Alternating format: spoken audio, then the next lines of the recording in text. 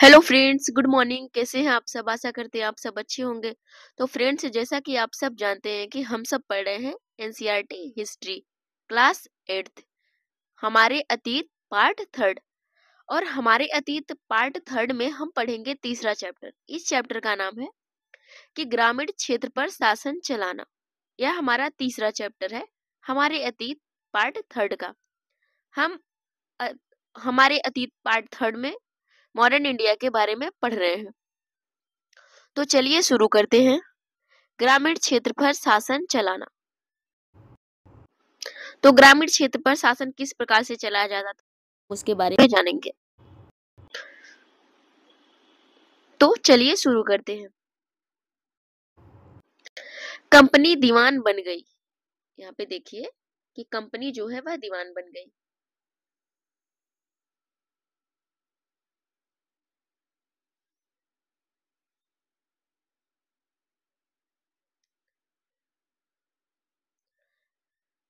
Company दीवान बन गई। 12 अगस्त 12 अगस्त 1765 को मुगल बादशाह ने ईस्ट इंडिया कंपनी को बंगाल का दीवान तैनात किया।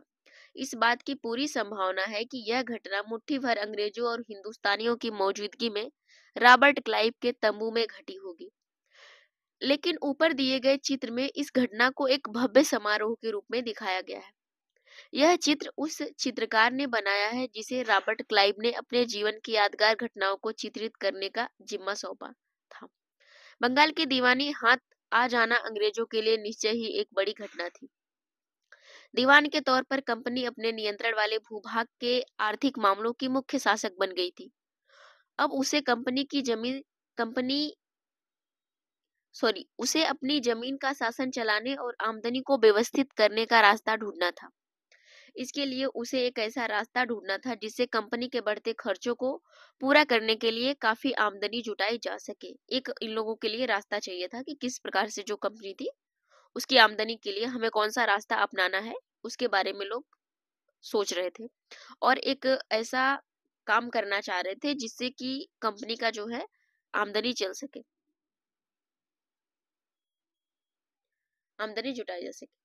व्यापारिक कंपनी के नाते उसे यह ख्याल रखना होता था कि वह अपनी जरूरत की चीजें खरीदती बेचती रहे। यहाँ पे देखिए यह चित्र के बारे में जो नीचे बताया गया कि यहाँ पे देखिए रॉबर्ट क्लाइव 1965 में मुगल बादशाह से बिहार और उड़ीसा की दीवानी प्राप्त करते हुए।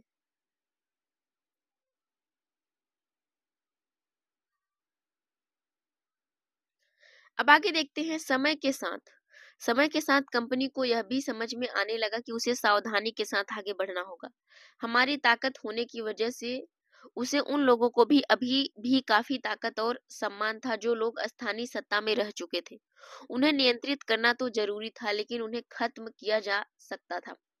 यह काम कैसे हो, इस अध्याय में हम देखेंगे कि कंपनी ने ग्रामीण इलाकों को उपनिवेश कैसे बनाया, आय के संसाधन कैसे जुटाए, लोगों के अधिकार किस तरह तय किए, मन माफिक फसलों की खेती कैसे कराई गई। जिस तरीके से वो अपने मन के हिसाब से जो खेती होती थी कि उनको जो खेती पसंद थी वह खेती किस प्रकार से कराई गई। अब देखते हैं कंपनी की आमदनी जो है कहाँ से आनी शुरू हुई, किस तरीके से। तो कंपनी तो दीवान बन गई लेकिन अभी भी कंपनी तो दीवान बन गई थी लेकिन अभी भी खुद को व्यापारी ही मानती थी। कंपनी भारी भरकम लगान तो चाहती थी लेकिन उसके आकलन और वसूली की कोई नियमित व्यवस्था करने में हिचकिचा रही थी। उसकी कोशिश यही थी कि वह ज्यादा से ज्यादा राजस्व हासिल करे और कम से कम कीमत पर बढ़िया सूती और रेशमी कपड़ा खरीदे। इनकी मानसिकता इस प्रकार की थी। इसी कारण 5 साल के भीतर बंगाल में कंपनी द्वारा खरीदी जाने वाली चीजों का कुल मूल्य दोगुना हो चुका था। 1765 से पहले कंपनी ब्रिटेन से सोने और चांदी का आयात करती थी और इन चीजों के बदले सामान खरीदती थी। अब बंगाल में इकट्ठा होने वाले पैसे से ही निर्यात के लिए चीजें खरीदी जा सकती थी। 5 सालों में इन्होंने इस तरीके की व्यवस्था बनाई और इस तरीके का व्यापार किया कि उन्हें अब आयात करने की कोई जरूरत ही नहीं पड़ती थी। उतनी आमदनी हो जाती थी कि वो उसी पैसे से आयात कर लेते थे बंगाल से ही।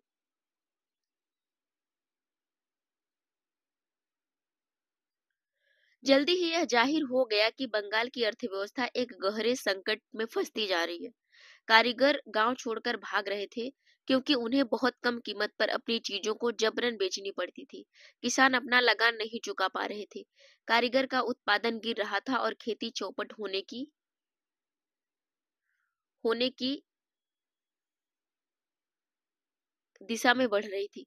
1770 में पड़े अकाल ने बंगाल में 1 करोड़ लोगों को मौत की नींद सुला दिया।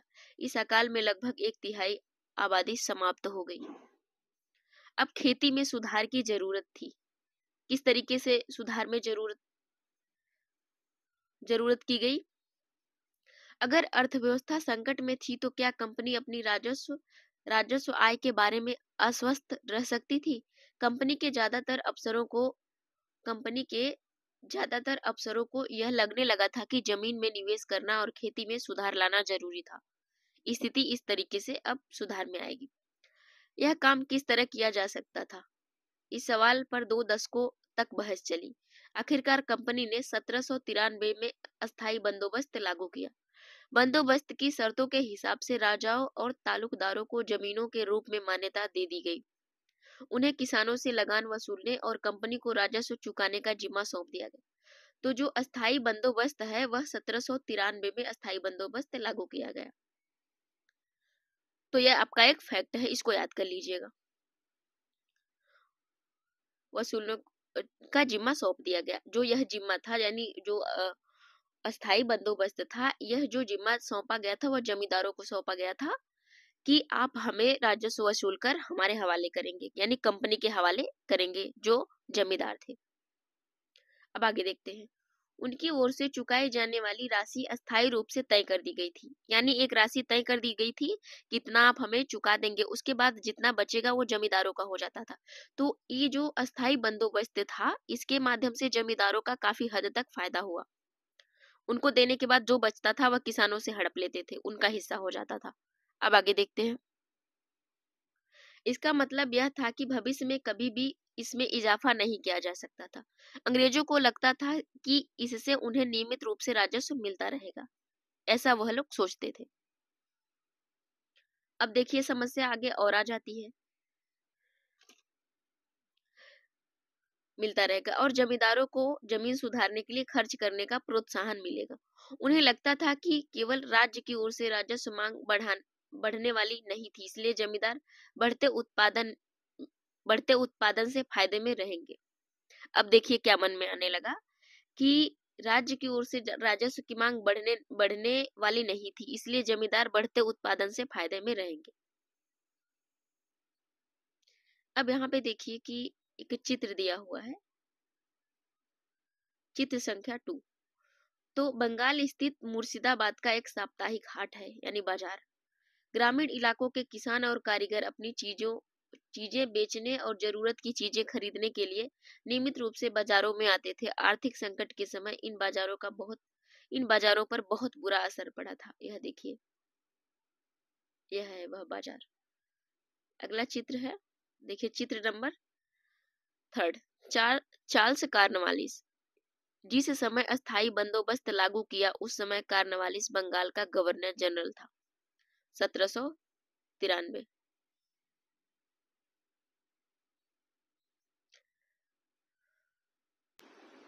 1700। बंगाल के रैयतों पर कोलब्रुक का कथन। देखिए कोलब्रुक ने क्या कहा है। बंगाल के बहुत सारे गांव में कई ताकतवर रैयतें खुद खेती नहीं करते थे। वे औरों को पट्टे पर जमीन दे देते थे और उनसे भारी लगान वसूल करते थे। 1860 में एच.टी. कोलब्रुक ने इन काश्तकारों की स्थिति इन शब्दों में बयान की थी। तो देखिए क्या कहा था कोलब्रुक जी ने।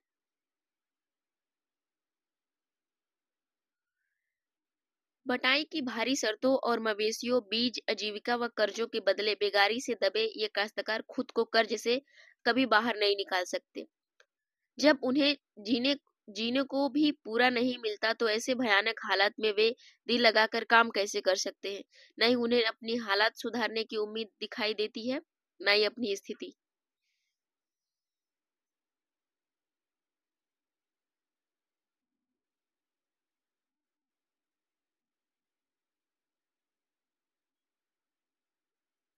अब यहाँ पे देखते हैं कि समस्या कहाँ आ रही थी, किस तरीके से समस्या आने लगी।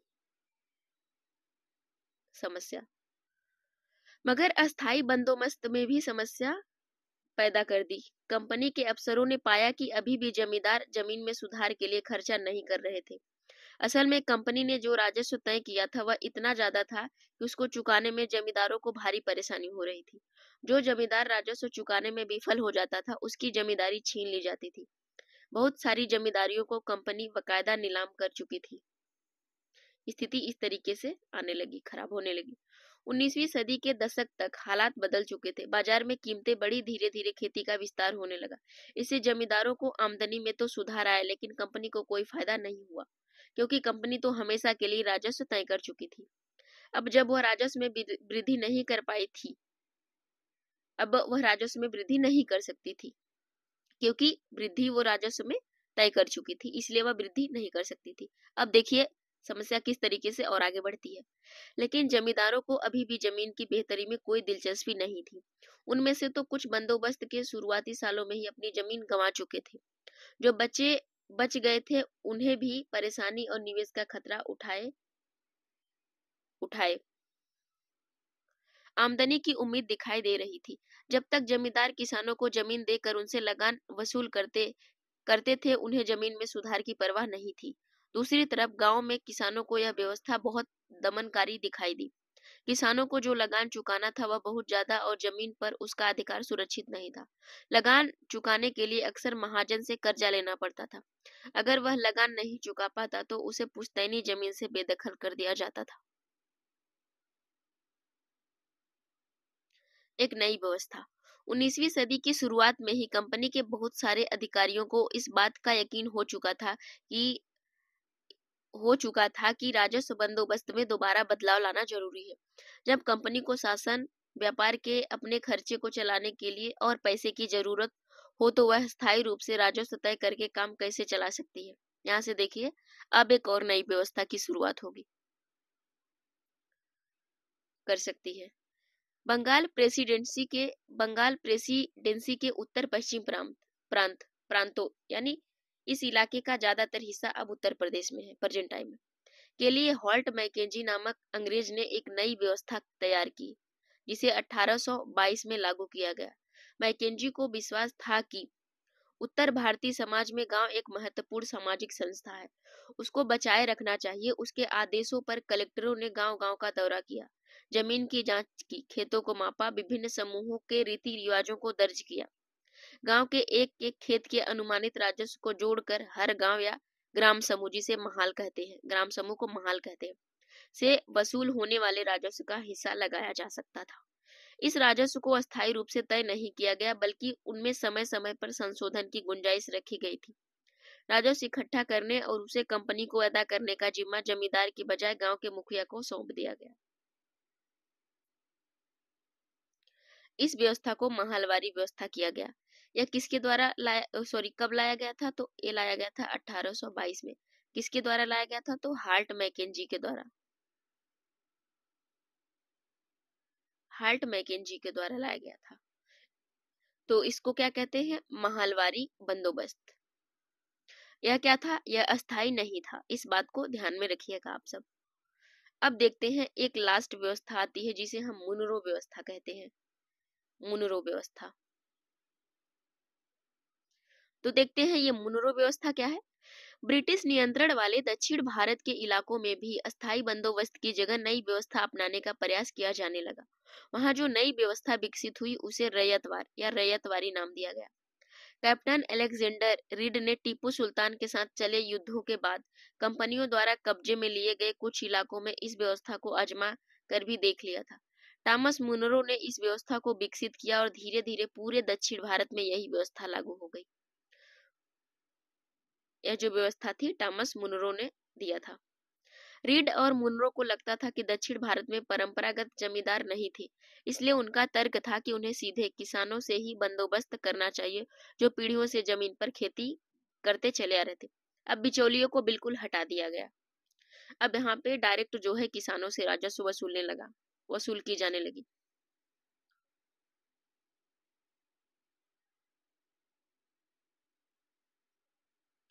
से पहले खेती का सावधानी पूर्वक और अलग से सर्वेक्षण किया जाना चाहिए। मुनरो का मानना था कि अंग्रेजों को पिता की भांति किसानों की रक्षा करनी चाहिए। सब कुछ ठीक नहीं था। अब आगे देखते हैं क्या ठीक नहीं था। नई व्यवस्थाएं लागू होने के बाद महज कुछ साल के भीतर उनमें समस्याएं दिखाई देने लगी। जमीन से होने वाली आमदनी बढ़ने के चक्कर में राजस्व अधिकारियों को बहुत ज्यादा राजस्व तय कर दिया गया था। किसान राजस्व चुका नहीं पा रहे थे। रैयत गांव से भाग रहे थे। बहुत सारे क्षेत्रों में गांव वीरान हो गए थे। आशावादी अफसरों को उम्मीद थी कि नई व्यवस्था किसानों को संपन्न उद्यमशील किसान बना देगी, लेकिन ऐसा नहीं हुआ। अब देखिए यूरोप के लिए फसलें।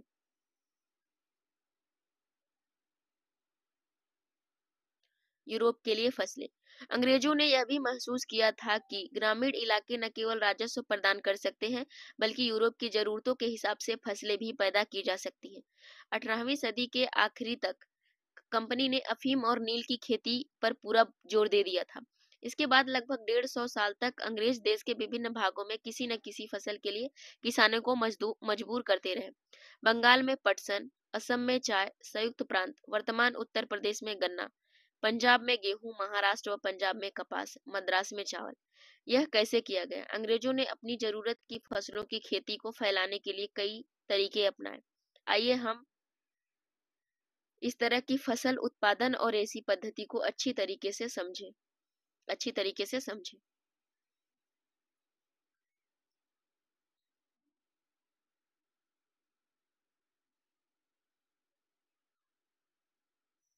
यहाँ पे देखिए कि क्या रंग का भी कोई इतिहास है? तो देखिए रंग का भी कोई इतिहास है, इसके बारे में जानते हैं। चित्र संख्या 5 और 6 में कपड़ों के छपे सूती कपड़ों के छापों की दो तस्वीरें दी गई हैं।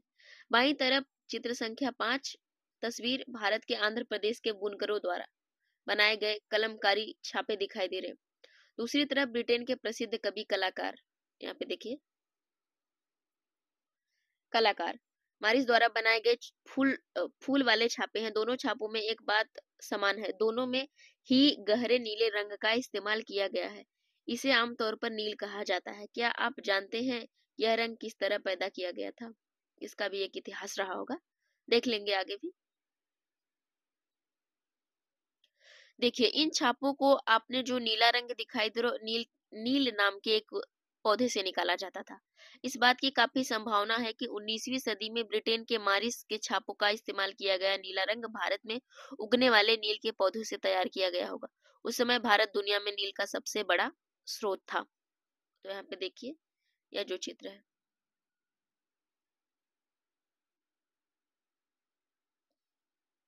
अब भारतीय नील की मांग क्यों थी?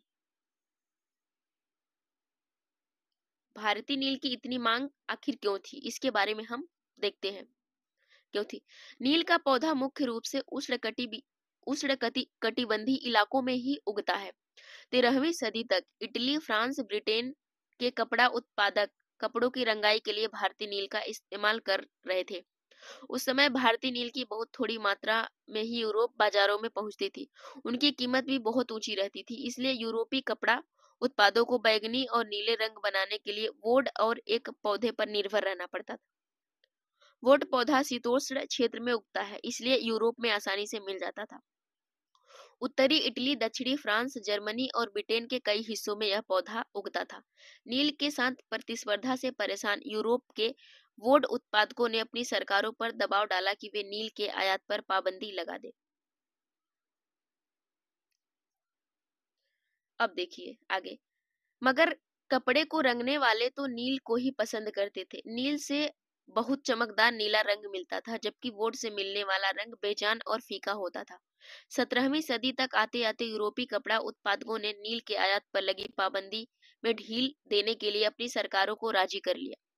कैरेबियाई द्वीप समूह स्थित सेंट डामिंगू में फ्रांसीसी, ब्राजील में पुर्तगाली, जमैका में ब्रिटिश, वेनेजुएला में स्पेनिश लोग नील की खेती करने लगे।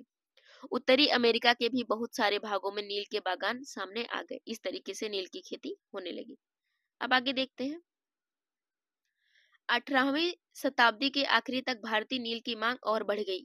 ब्रिटेन में औद्योगिकरण का युग शुरू हो चुका था। उसके कपास उत्पादन में भारी इजाफा हुआ। अब कपड़ों की रंगाई की मांग और तेजी से बढ़ने लगी। जब नील की मांग बढ़ी तो उस दौरान वेस्ट इंडीज और अमेरिका से मिलने वाली आपूर्ति अनेक कारणों से बंद हो गई। कुछ रीजन रहे होंगे।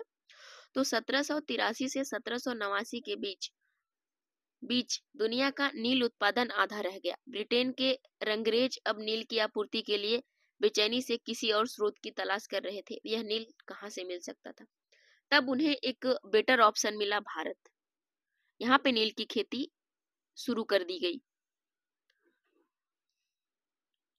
अब देखिए भारत में ब्रिटेन की बढ़ती दिलचस्पी। यूरोप में नील की बढ़ती खेती को देखते हुए ईस्ट इंडिया कंपनी भी भारत में नील की खेती बढ़ाने के रास्ते ढूंढने लगी। तो यहाँ से जो है कहानी शुरू होती है नील की।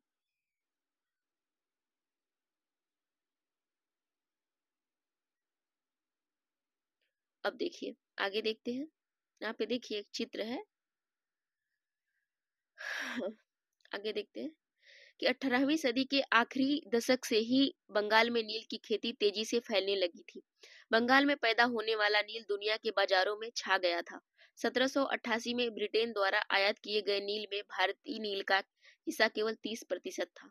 1810 में ब्रिटेन द्वारा आयात किए गए नील में भारतीय नील का हिस्सा 95% हो चुका था। 1810 में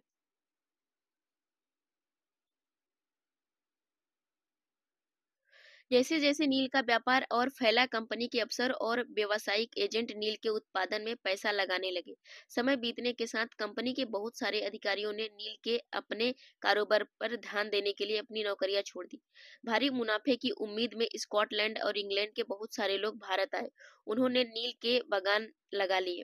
जिनके पास नील की पैदावार के लिए पैसा नहीं था, उन्हें कंपनी नए नए बैंक से कर्जा देने को तैयार रहती थी। इस तरीके से व्यापार शुरू हो गया नील का।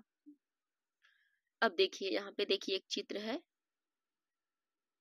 यह चित्र है। अब इसके बारे में पढ़ते हैं क्या है।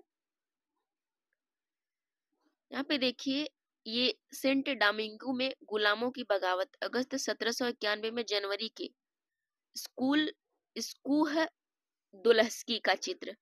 नाम भी इनके बड़े अजीब होते हैं थोड़े। 18वीं सदी में फ्रांसीसी बागान मालिकों ने कैरेबियाई द्वीप समूह में स्थित फ्रांसीसी उपनिवेश सेंट डोमिंगो में नील और चीनी का उत्पादन शुरू किया। इन बागानों में काम करने वाले अफ्रीकी गुलाम 1791 में बगावत पर उतर आए थे।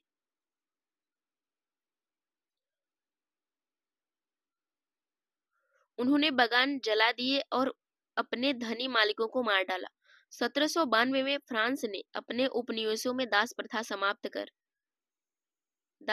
समाप्त कर दी। इन घटनाओं की वजह से कैरेबियाई द्वीपों में नील की खेती ठप हो गई। तो इस तरीके से अब समस्या आने लगी। अब देखिए कि नील की खेती कैसे होती थी। नील की खेती किस प्रकार से होती थी। नील की खेती के दो मुख्य तरीके थे, निज और रैयती। दो दो इनके तरीके थे। एक का नाम था निज और दूसरा नाम था रैयती। निज खेती की व्यवस्था में बागान मालिक खुद अपनी जमीन में नील का उत्पादन करते थे। या तो वह जमीन खरीद लेते थे या दूसरे जमींदारों से जमीन भाड़े पर ले लेते थे और मजदूरों को काम पर लगाकर नील की खेती करवाते थे। निज खेती की समस्याएं क्या थी, अब हम आगे देखते हैं। निज खेती की समस्या। बागान मालिकों को निज खेती का क्षेत्रफल फैलाने में मुश्किल आ रही थी। नील की खेती केवल उपजाऊ जमीन पर ही की जा सकती थी। ऐसी जमीनों पर आबादी पहले से ही बहुत ज्यादा थी। यहाँ वहाँ छोटे मोटे खेत ही उनके हाथ लग पाते थे। नील की खेती करने के लिए उन्हें बड़े बड़े भूखंडों की जरूरत थी। इस तरह की जमीनें उन्हें कहाँ से मिल सकती थी। उन्होंने नील की फैक्ट्री के इर्द गिर्द पट्टे पर जमीन लेने के प्रयास किए और वहां के किसानों को हटवा दिया। इससे टकराव और तनाव पैदा हो जाता था। मजदूरों का इंतजाम करना भी आसान नहीं था। बड़े बागान के लिए बहुत सारे मजदूरों की जरूरत होती थी। मजदूरों की जरूरत भी सबसे ज्यादा उसी समय होती थी जब किसान धन की खेती में व्यस्त रहते थे। अब देखिए गुलाम क्या होता है। गुलाम ऐसा व्यक्ति जो किसी दास स्वामी की संपत्ति होता है। गुलाम के पास कोई आजादी नहीं होती, उसे अपने मालिक के लिए काम करना होता है।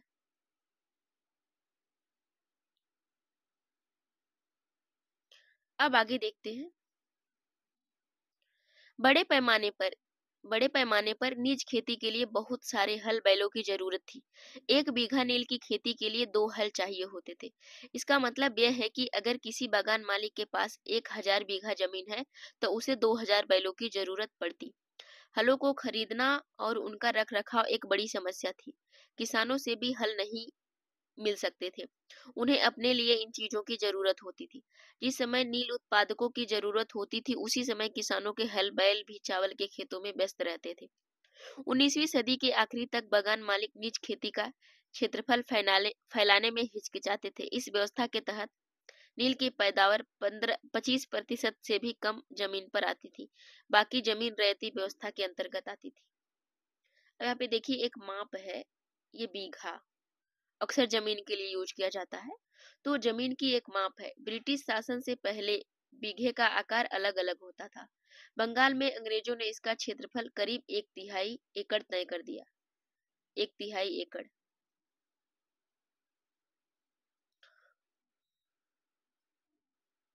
अब देखिए रैयतों की जमीन पर नील की खेती किस प्रकार से की जाती थी। रैयती व्यवस्था के तहत बंगाल मालिक रैयतों के साथ एक अनुबंध या सट्टा करते थे। कई बार वे गांव के मुखियाओं को भी रैयतों की तरफ से समझौता करने के लिए बाध्य कर देते थे। जो अनुबंध पर दस्तखत कर देते थे उन्हें नील उगाने के लिए कम ब्याज दर पर बागान मालिकों से नगद कर्जा मिल जाता था। कर्जा लेने वाले रैयत को अपनी कम से कम 25% जमीन पर नील की खेती करनी होती थी। बागान मालिक बीज और उपकर मुहैया कराते थे, जबकि मिट्टी को तैयार करने में, बीज बोने और फसल की देखभाल करने का जिम्मा काश्तकारों के ऊपर रहता था।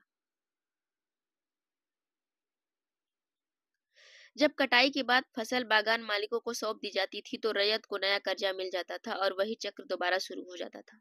यहाँ पे देखिए इस तरीके से फिर से शुरू हुई रैयत के माध्यम से खेती। यहाँ पे देखिए चित्र संख्या 8। 19वीं सदी की शुरुआत में बंगाल के मजदूर नील की खेती करते हुए भारत में नील के पौधों की कटाई अधिकांशतः पुरुष ही करते थे। यहाँ पे देखिए चित्र में दिखाया गया है।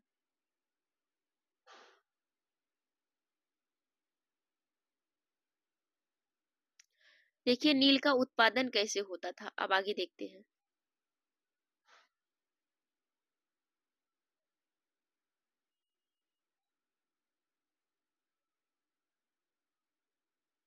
यह एक कहानी है, इसको आप एक बार पढ़ लीजिएगा अपने हिसाब से।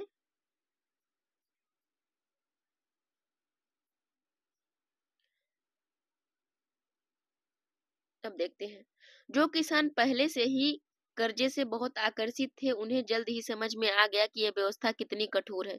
उन्हें नील की जो कीमत मिलती थी वह बहुत कम थी। कर्जों का सिलसिला कभी खत्म नहीं होता था।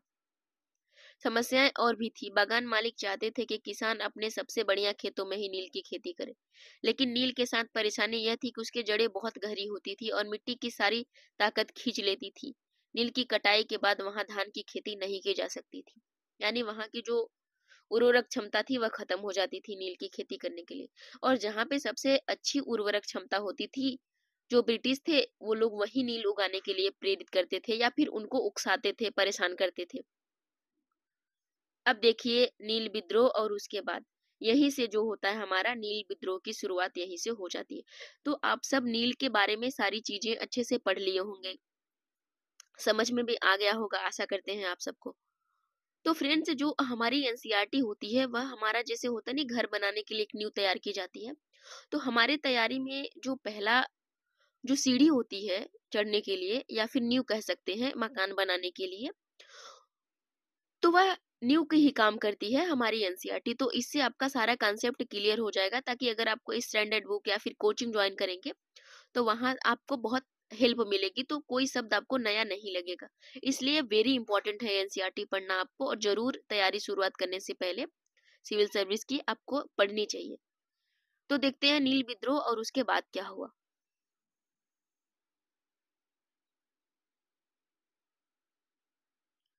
नील विद्रोह और उसके बाद मार्च 1859 में बंगाल के हजारों रैयतों ने नील की खेती से इनकार कर दिया। जैसे जैसे विद्रोह फैला रैयतों ने बागान मालिकों को लगान चुकाने से भी इनकार कर दिया। वे तलवार, भाले और तीर कमान लेकर नील की फैक्ट्रियों पर हमला करने लगे। औरतें अपने बर्तन लेकर लड़ाई में कूद पड़ी।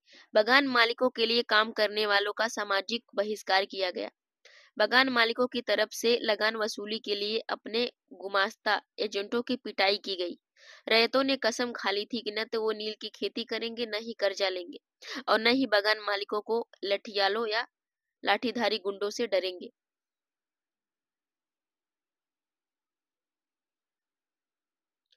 नील के किसान चुप बैठने को तैयार नहीं थे। क्यों? उन्हें बगावत की ताकत कहाँ से मिली?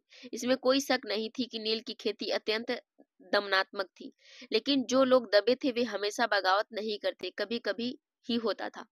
1859 में रैयतों को लगा कि बगान मालिकों के खिलाफ बगावत में उन्हें स्थानीय जमींदारों और मुखियाओं का समर्थन मिल सकता है।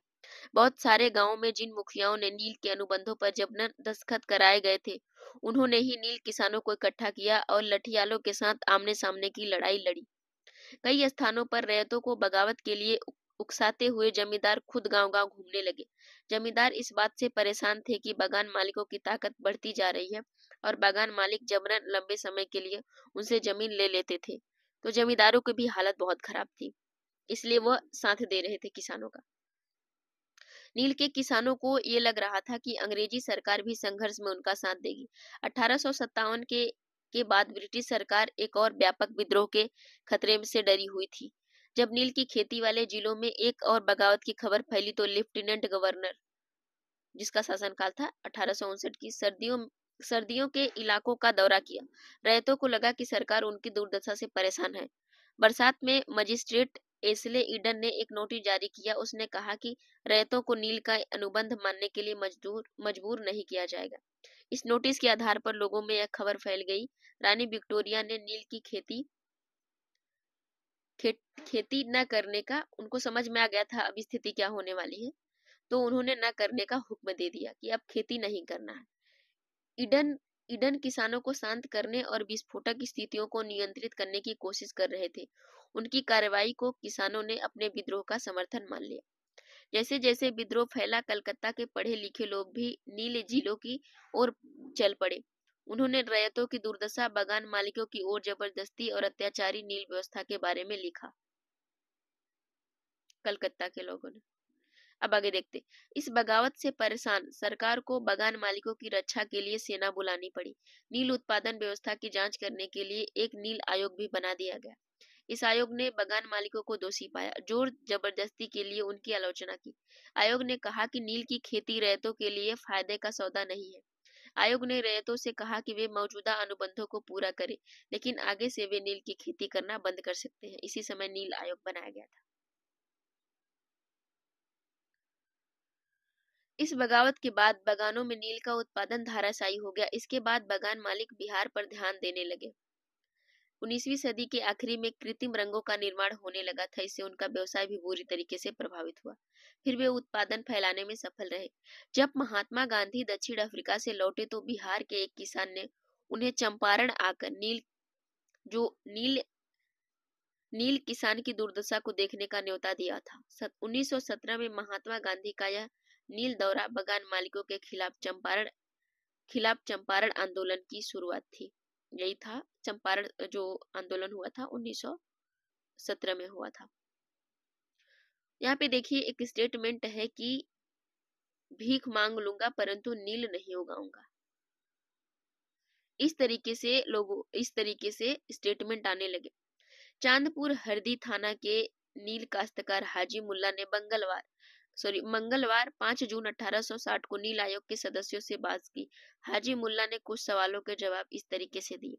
यहाँ पे देखिए, जो WS सीटनकार नील आयोग के अध्यक्ष थे। क्या अब तुम नील की खेती के लिए तैयार हो? अगर नहीं तो किस तरीके की शर्तों पर खेती करना चाहोगे? इन्होंने पहला प्रश्न पूछा नील आयोग के अध्यक्ष जी ने। तो हाजी मुल्ला ने क्या जवाब दिया देखिए। मैं नील उगाने को तैयार नहीं हूँ। मुझे नहीं पता कि कोई नई शर्तें मुझे संतुष्ट कर सकती है। श्री साले, क्या तुम 1 रुपया प्रति बंडल की कीमत पर भी खेती नहीं करना चाहते? नहीं, मैं नहीं करूंगा, हाजी मुल्ला ने दूसरा जवाब दिया। नील के उगाने की बजाय मैं कहीं और चला जाऊंगा, भीख मांग लूंगा परंतु नील नहीं उगाऊंगा। तो इस तरीके से इतनी खराब स्थिति थी कि भय का माहौल पैदा हो गया था लोगों में। नील की खेती को लेकर। अब यहाँ पे देखिए कुछ अभ्यास प्रश्न दिया गया है, तो यहाँ पे देखिए फिर से याद करें, तो निम्नलिखित के जोड़े बनाएं। तो जैसा कि हम सब ने देखा कि रैयत जो होते थे, रैयत किसान को कहा जाता था, और महाल जो था वह ग्राम समूह था, और उसके बाद जो रैयती थी वो रैयतों की जमीन पर खेती, और निज जो था बगान मालिकों की अपनी जमीन पर खेती। तो इस तरीके से मिलान हो गया। अब यहाँ पे देखते हैं रिक्त स्थान भरे। दूसरा क्वेश्चन है, यूरोप में वुड उत्पादकों से अपनी आमदनी में गिरावट का खतरा दिखाई देता था, तो इसमें हो जाएगा नील की खेती। क्या हो जाएगा? नील की खेती। नील की खेती पहले में। दूसरे में हो जाएगा कि 18वीं सदी के आखिरी में ब्रिटेन में नील की मांग के कारण बढ़ने लगी। क्यों बढ़ी थी? सूती वस्त्र उत्पादन, सूती वस्त्र उत्पादन के कारण। तीसरा हो जाएगा कि सिंथेटिक रंगों की खोज, यहाँ पे हो जाएगा सिंथेटिक।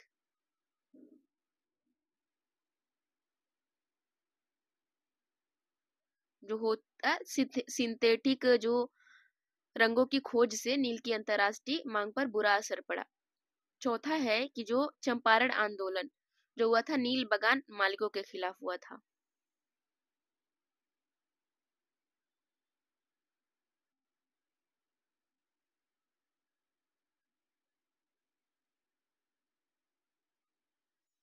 तो इस तरीके से कंप्लीट हो गया, रिक्त स्थान भर गए। आप अपनी बुक में भर लीजिएगा।